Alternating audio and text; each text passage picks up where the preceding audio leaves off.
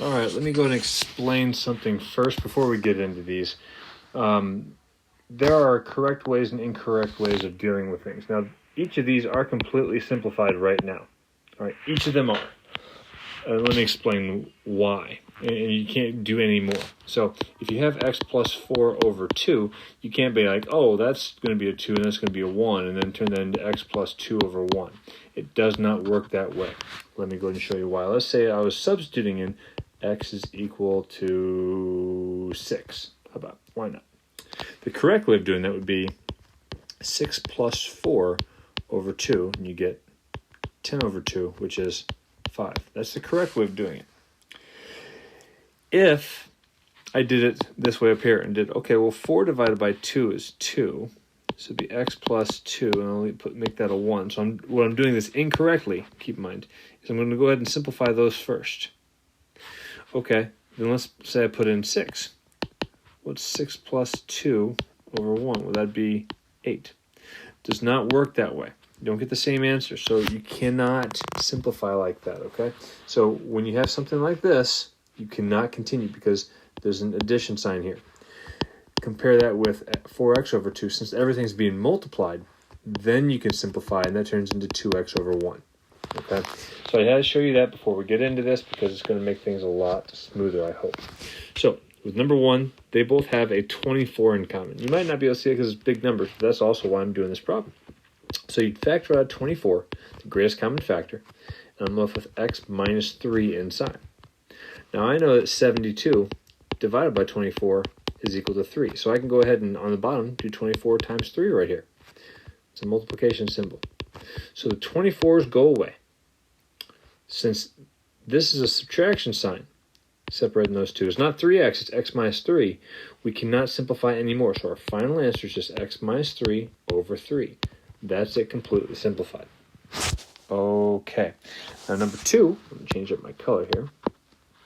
Now on top, they have a 3. They also have an m in common. So I'm going to factor out that 3m. I'm left with 3m minus 2. Now on bottom, you don't have to do this, but I am. I'm going to turn 30 into 3 times 10. So this will be 3 times 10 along with an m, because there's an m right there. So now I'm going to go ahead and simplify. The 3's go away.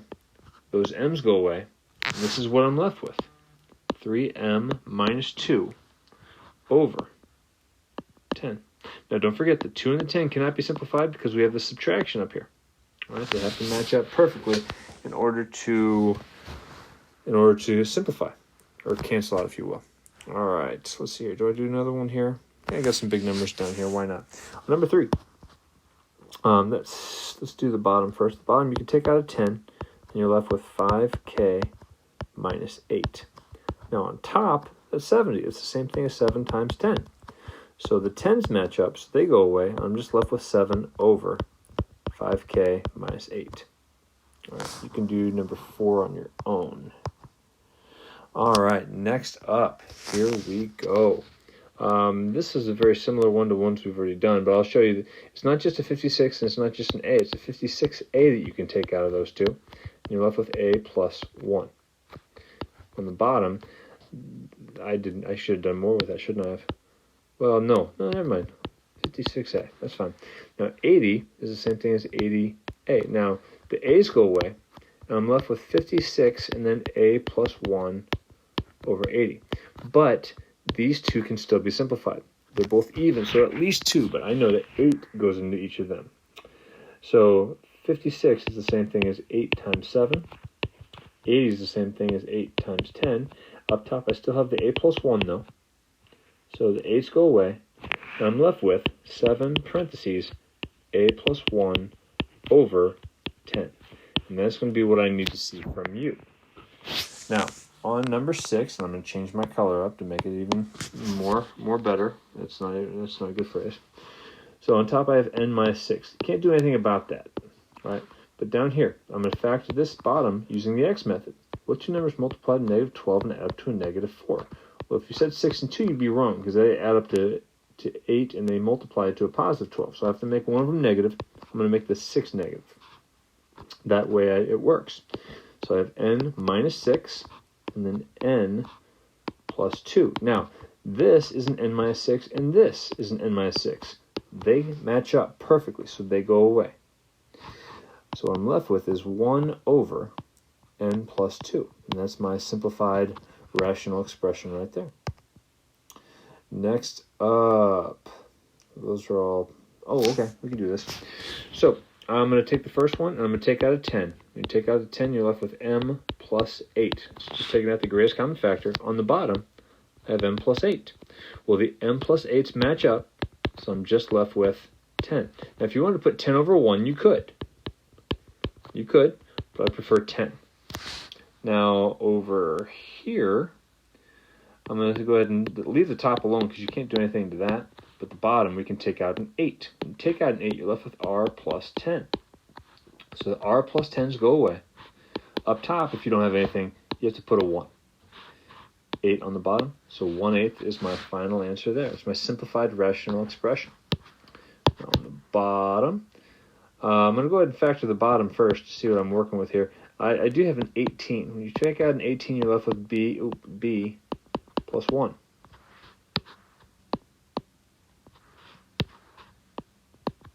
On top, it's 48. Nothing really goes away yet, so we have to keep breaking this down. 48 and 18 have a 6 in common, so it's 6 times 8, and then it's 6 times 3 for 18. So then the 6's go away, and I'm left with 8 over 3b plus 1. All right, so that should take care of that. And here we go, the more difficult problems. So now on top, this is a bubble method problem here. We have 3 and 1, and I have 7 and 10, and I'm going to just use those two bubbles because I think I know what I'm doing. I'm trying to get 23 from this. So if I do the 3 with the 10, that gives me 30. If I do the 1 with the 7, that gives me 7. To get a positive 23, I need that to be negative, so I make that negative. I'm going to go ahead and put an X through these numbers on the side because I'm done with those. I don't want them anymore. I'm just trying to factor the numerator. So now I'm going to be, if you have an eraser, good, because I'm just factoring the top right now. So I have those lines. These are my X's. The 3X pairs up with the positive 10. The 1X pairs up with the negative 7. And that's my numerator. All right, I'm getting rid of the lines now because that's just the numerator. Please don't forget that is on top of my denominator, which is x plus 10. And 1x plus 10 and x plus 10 are the same. Those match up. They go away. My final simplified rational expression is 3x minus 7. If you want to put it over 1, you can, but I'm fine with just that. Now on number 14, it's 2 and 1. And this is going to be 9 and 3, maybe? Yeah. Now the difference here, for many of you, hopefully not using photo math on this, is that 2 with a 9 go to give me 18. This 1 and the 3 go to give me 3. I need them both to be negative to get negative 21. So make both of those negative. The other issue here, let me go ahead and trim that a little bit here to make sure those are negative, is, let's see here, do they multiply now together? If I multiplied the negative 9 and the negative 3, would it give me a positive 27? It would. So let's go ahead and put these in. Here are my V's. So I have my 2V connected with the negative 9. I have my 1V, or V, connected with the negative 3. Now that I have that factored,